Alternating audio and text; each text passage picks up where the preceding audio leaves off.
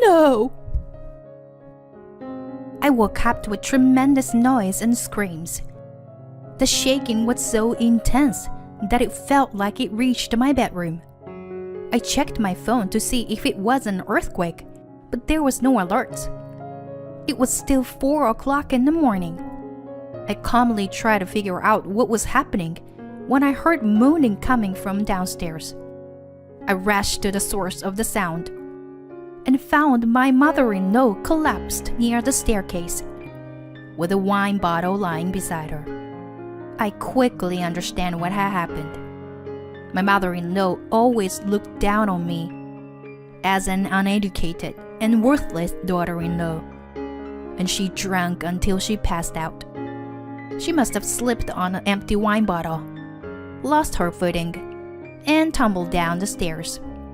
While I was in shock, my mother-in-law spoke to me in an intimidating voice.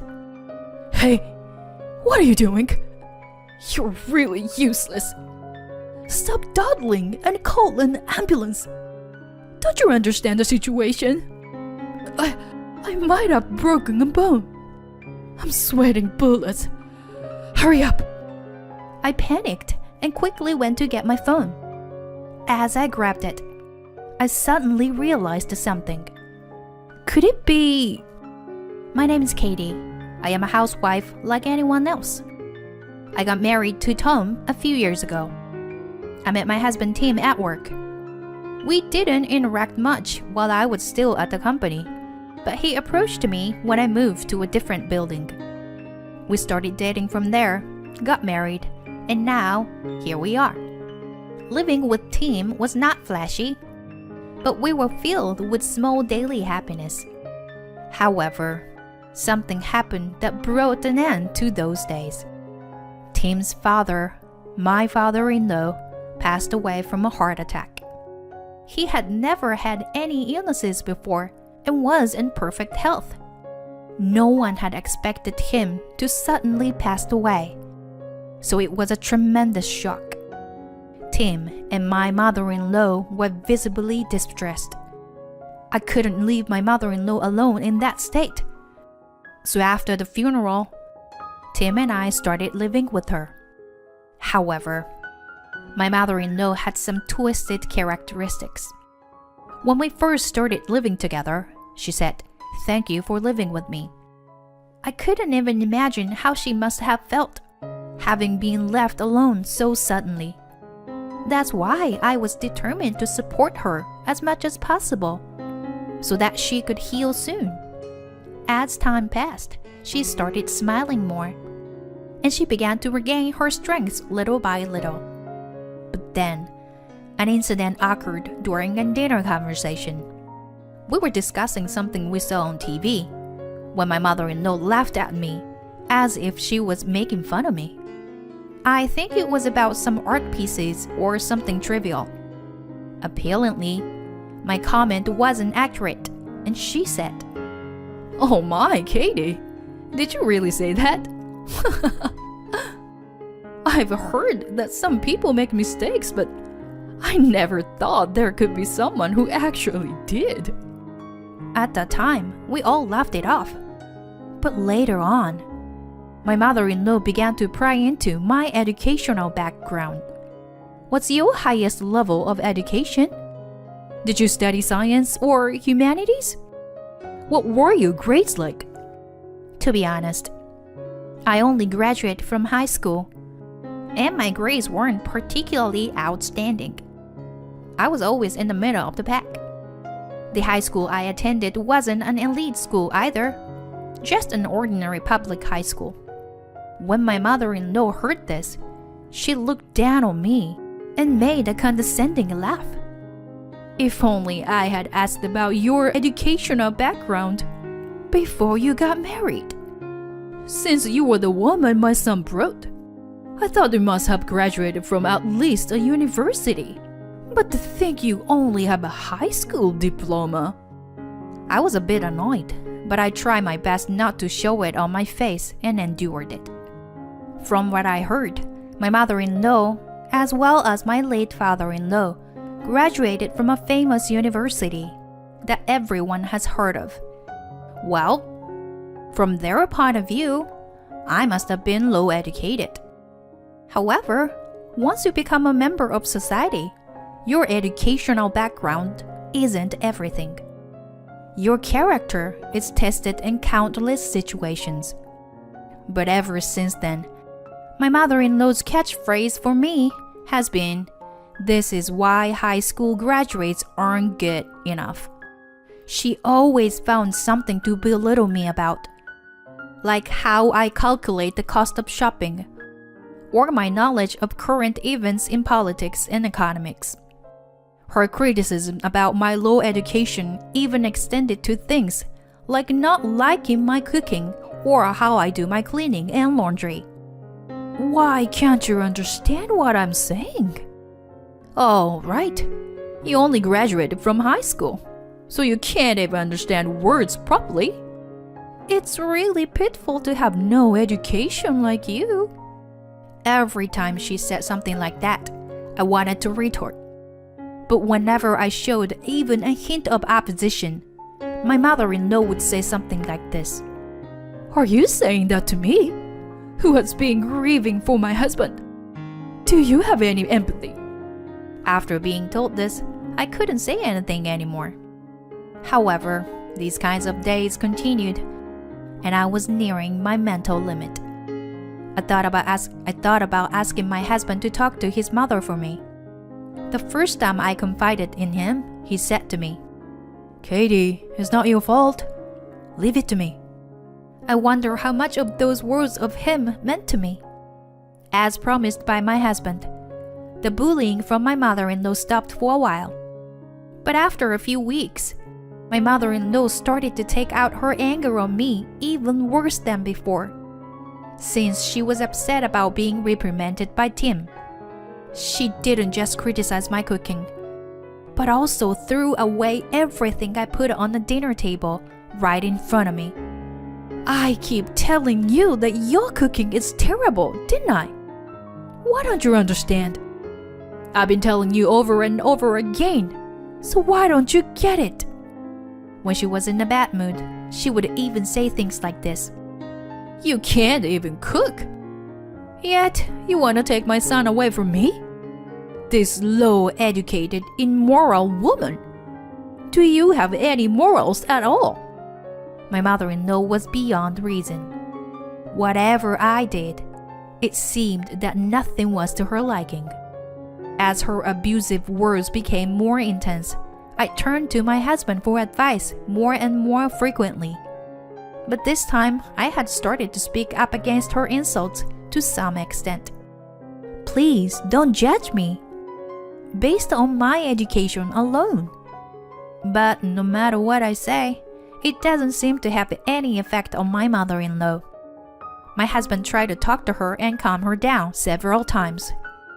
But yesterday, he finally said something like this.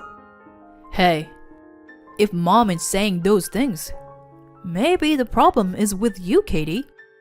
I admit that mom is being hard on you, but maybe it's because you don't understand things properly. If that's the case, then it's pointless for me to try to help you. You should handle it on your own. Meanwhile, my husband has been spending less and less time at home. He says he's busy with work, but he's probably just tired of being caught up in our fights. As a result, I'm becoming more and more isolated from my family. The harassment is only getting worse. My mother-in-law's swearing has become more frequent, possibly due to her drinking. She didn't drink as much when my father-in-law was alive, but now she seemed to be using alcohol to cope with her loss, drinking every day in her upstairs room. I'm constantly being summoned like a servant, being told to bring ice, dispose the empty bottles, and prepare snacks for her drinking sessions. As a result, my sleeping schedule is getting later and later. However, my husband also comes home late at night more often. He smells of alcohol and perfume just like my mother-in-law. Day after day, I'm being bullied by my mother-in-law and abandoned by my husband.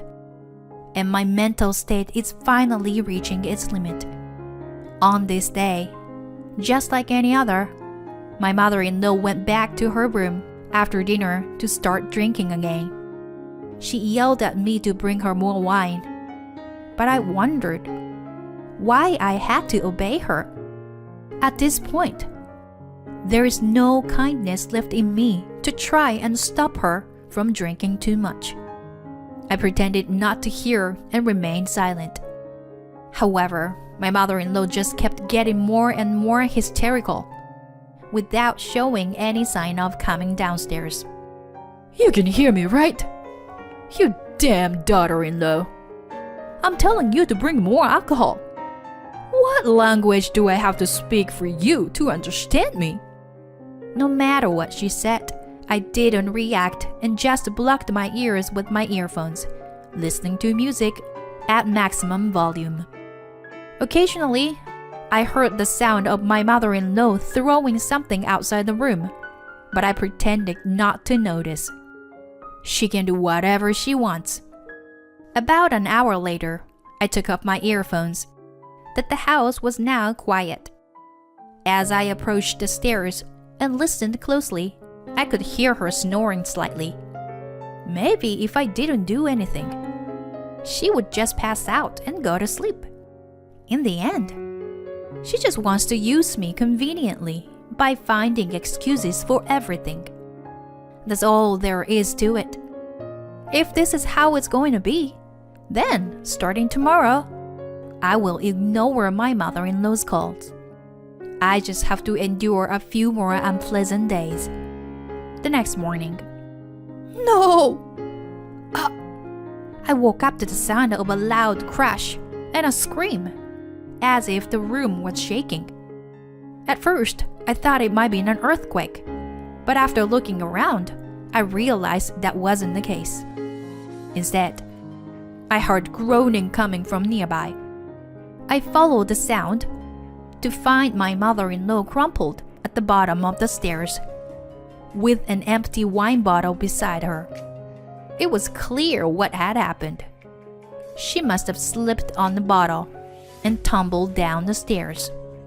Normally, I would have collected empty bottles when I was cold, so there would have been no such danger. As I watched her writhing in pain, a strange feeling washed over me. It was as if I felt she was receiving divine punishment.